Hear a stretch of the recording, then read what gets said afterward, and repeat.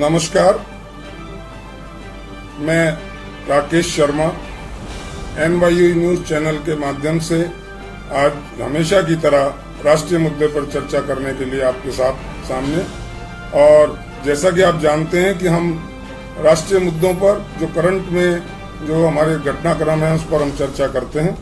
और आज इसी चर्चा के क्रम में हम सब चर्चा कर रहे हैं चीन के द्वारा भारत के साथ किए गए विश्वासघात की, धोखे की, जिस धोखे का परिणाम ये हुआ कि हमारे जांबाज सैनिक हताहत हुए, हमें बहुत नुकसान हुआ और इस नुकसान का जो उत्तरदायित्व है वो सारा चीन पर जाता है। आज इसी मुद्दे पर बहस के लिए हमारे साथ कुछ मेहमान जुड़े हैं, मैं उनका परिचय करा दूं। हमारे साथ OP शास्त्री जी हैं जो बीजेपी से हैं, वो बीजेपी के प्रवक्ता हैं। हमारे साथ बहन रीटा चौधरी हैं जो हाई कोर्ट में एडवोकेट हैं। तो मैं सभी अपने मेहमानों का, और परीक्षित जी आप हमारी आवाज सुन रहे हैं, तो मैं सभी मेहमानों का तहे दिल से स्वागत करता हूं। और मैं एक विषय रख रहा हूं आपके सामने शास्त्री जी कि हमारे साथ, भारत के साथ चीन ने एक बार फिर पुनः वही किया जो उसने सन 1962 में किया था। उसने फिर एक बार, हमने कहा हिंदी चीनी भाई भाई, और उसने हमारी पीठ में खंजर घोंपा। और आज कुछ इसी तरह का, अभी कुछ दिन पहले उसने फिर हमारे सैनिकों के साथ ऐसा विश्वासघात किया, बातचीत के लिए बुलाया और उन पर हमला किया। उनमें बहुत सारे हमारे लोग हताहत हुए। तो दूसरा, मैं ये जानना चाहता हूं आपसे, क्या ये सरकार की कहीं कमी रही, इंटेलिजेंस की कमी रही, या सरकार की इसमें उदासीनता रही? ये क्या, इसे आप मानते हैं, ये क्यों हुआ घटनाक्रम ऐसा? क्या इसकी भनक सरकार को नहीं थी?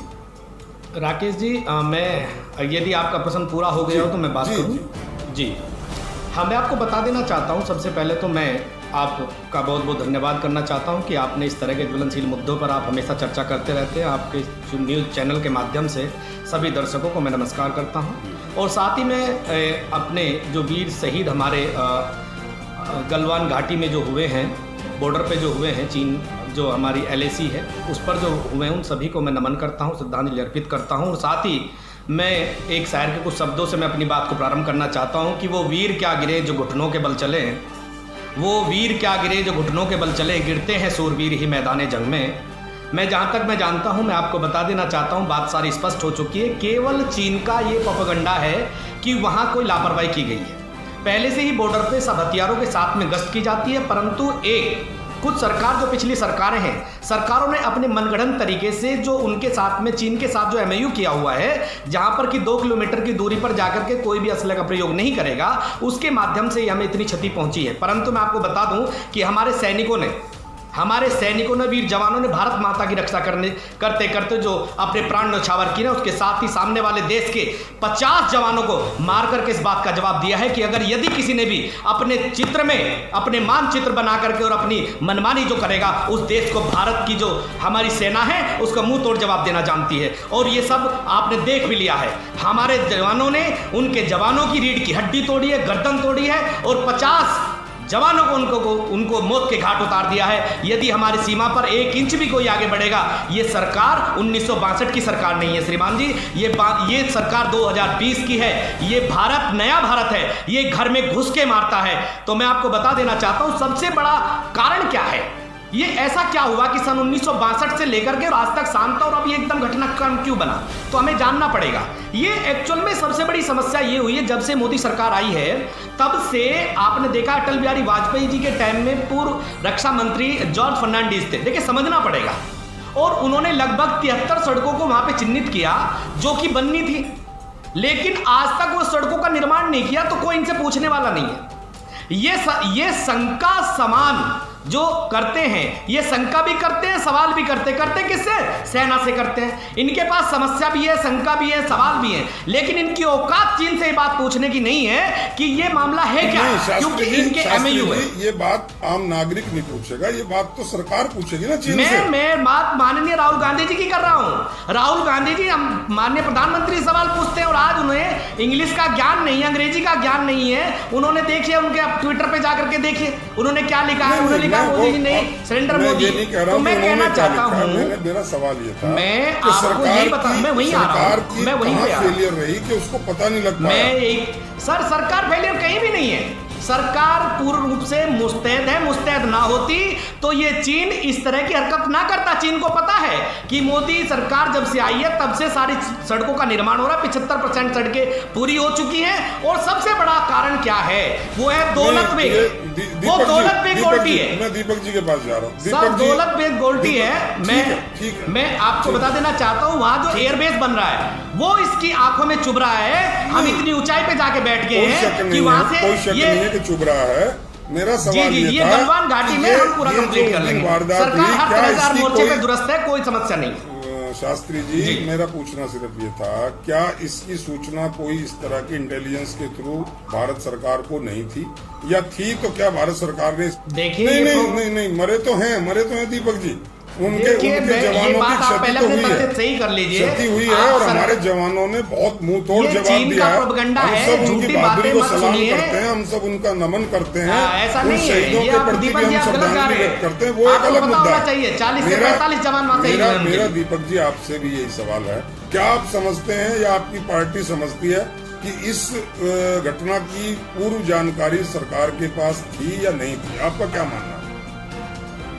तो सरकार ने क्या कार्रवाई पूरी नहीं की टाइम से आपके हिसाब से? हमारे 1 किलोमीटर भी अंदर नहीं है, 1 इंच भी अंदर नहीं है।